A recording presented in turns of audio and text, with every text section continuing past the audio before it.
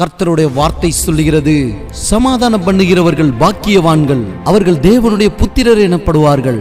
மத்தேயு 5:9. வேதத்தில் 1 சாமுவேல் 25ஆம் அதிகாரத்தில் பார்க்கிறோம். நாபால் என்கிற மனிதன் இருந்தான். அவன் முரட்டாட்டம் உள்ளவனும் மதியீனனுமாய் காணப்பட்டார். இது நிமித்தமாய் தாவீதிற்கும் நாபாலுக்கும் பகை மூண்டது. தாவீது நாபாலை கொல்லும்படியாய் தன் படைகளோடு வந்து கொண்டிருந்தார். நாபாலினுடைய மனைவி அபிகாயல், அவள் ஞானமுள்ள ஸ்திரீ.